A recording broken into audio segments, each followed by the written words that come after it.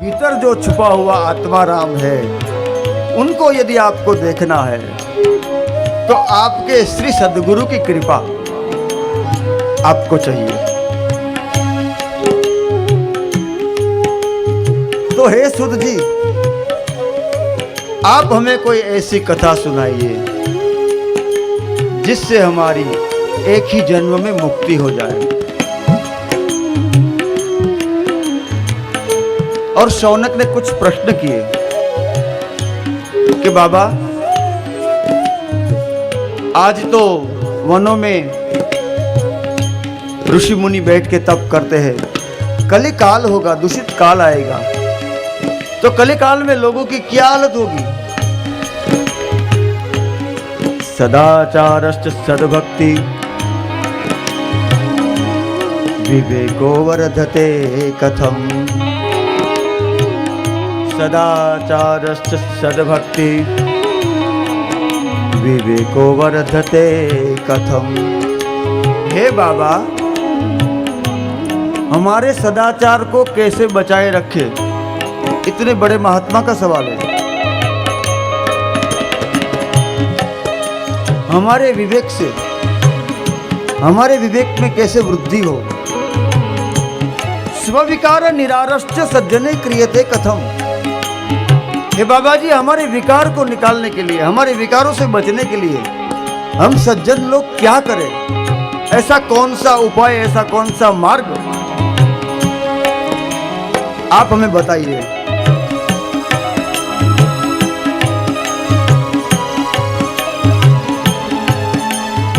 आज लोग आचरण करते हैं, मगर बाह्य आचरण अलग है, आंतरिक आचरण अलग है। बोले मैं तो सदाचारी हूं, मगर सदाचार बाह्य अलग है, अपने बेडरूम में कुछ अलग है, अपने ड्राइंग रूम में अलग है, अपने घर में अलग है। जैसे अंदर रहते हो वैसे बाहर हो जाओ, ये बढ़िया सदाचार। अभिनय न करे, जैसे आप यहाँ बैठे हो वैसे अपने घर के ड्राइंग रूम में बैठिए, जैसे अपने निज कक्ष में बैठते हैं ऐसे सार्वजनिक हो जाइए। उसको श्रेष्ठ सदाचार कहा गया है। सद्भक्ति, भक्ति में आप कभी आडंबर मत करें।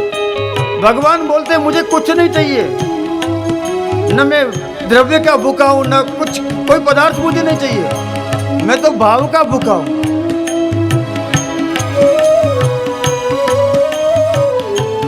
मानहु एक भगति करनाता, कहे रघुपति सुभामि माता।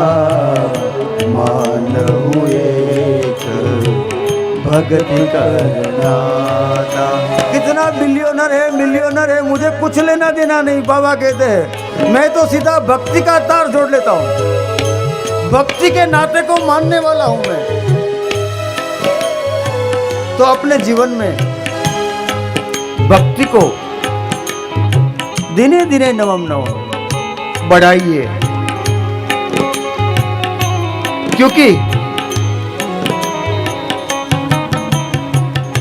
नाथ भगति अति सुखदायिनी, देहु कृपा करी अनपायिनी।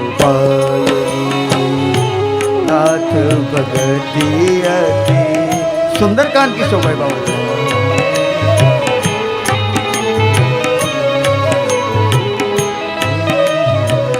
भक्ति में बड़ी ताकत है, अपने प्रारब्ध को बदल देता है, अपनी रेखा को बदल देती है भक्ति।